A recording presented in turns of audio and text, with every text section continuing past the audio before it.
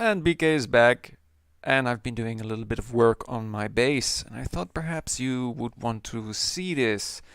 So as a first big change, and actually this has been a really big change, and not to say very expensive, is a bit about the drill.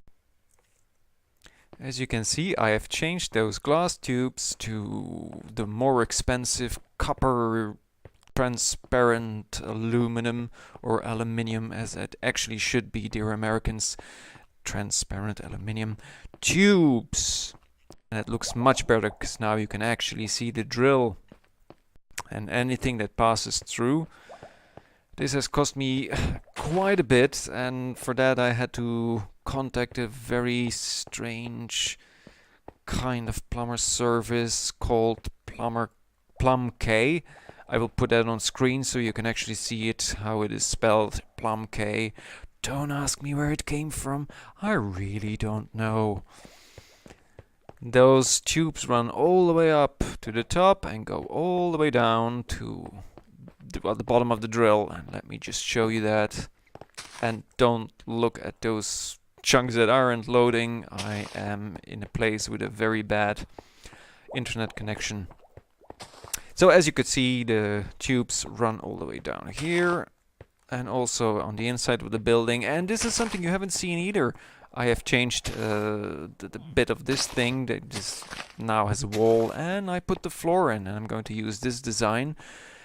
I still need to do something about the lighting, and that was actually the next thing that I was going to explain. But for that we still need to go even more down. We're following those tubes down, remember? Same here. Lighting still needs to be done. And now we get to the point. As you can see, there are no torches here. There isn't a ceiling, that will come next. But you can see that I've put some glowstone blocks in the floor. And this is a typical BK thing, but it's actually the first time that I do it like this. I haven't done this myself. Well, I have done this myself, but let me just look at you. I had a bit of time when I didn't have any internet, and I did want to do something. So I wrote a computer program, and I made it possible. I make it possible for me to have the most efficient lighting for any kind of area. So I just gave in the form, the shape of this room. I'm explaining this in the wrong way. Let's go back to my first person view. Don't mind the ceiling, that will all get changed. That computer program will calculate the most efficient placement of the glowstone so that the whole thing is completely spawn free and still keeps in mind that the room has a certain shape, that I only wanted glowstone on the places where normally the andesite blocks are. I wanted symmetry. I wanted to make sure that it took into account that the copper tubes are running here. What more? Well, it just keeps track of everything, and then it gives a few solutions for the most optimal way of lighting this, and that will be the next point. But for that I am going to put my armor back on, because we are going down in the mine. Let me just see, yeah, Cybers is also on. We're going to the mine because I did something similar, but I didn't use a computer for that.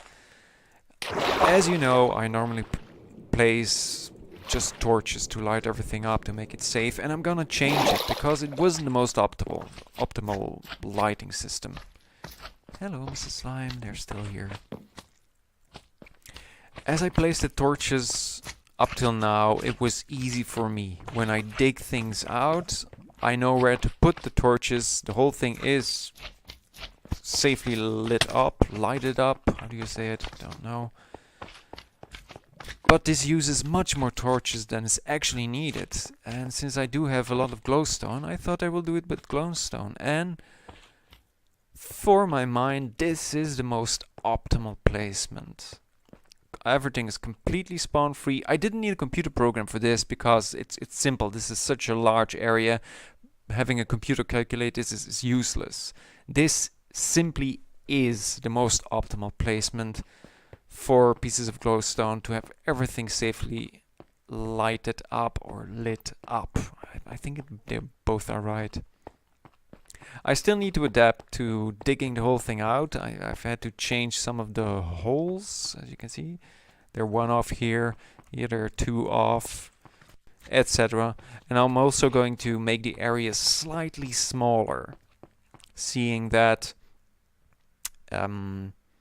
if I use the glowstone bit, the area won't be 300 by 300 as I usually do, but it will be, let me think, 291 by 291. And then you've got the perfect square again, and it will work with those glowstone. So fits perfectly, and I can live with the loss of 9 blocks on each of the sides. Mr. Slime, you are slightly bit annoying and dangerous. Let me just... that's better. Safe.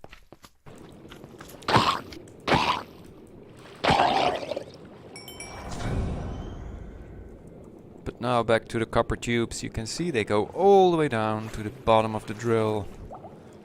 And I can tell you, it hasn't been easy to have these installed. It did cost me a lot, I told you. And I did give the installer of PlumK a GoPro so that he could record all the work that he was doing, and I'm going to put this for the rest in this video so you can enjoy the horrible process that has been installing these expensive copper and transparent aluminium tubes. Enjoy!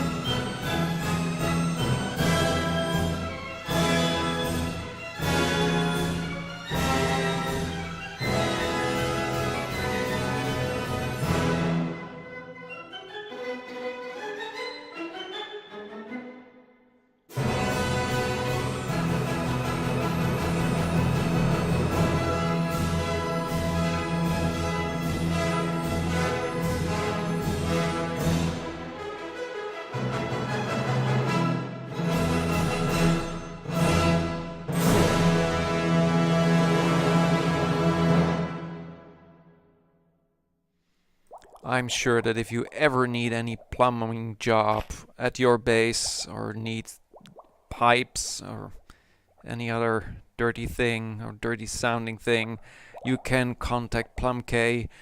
Just send me a message and I will pass it on. You know how it works. So I think we're going to end it here today. It's a pretty shorter video, but I've understood that some of you prefer shorter videos than the longer ones.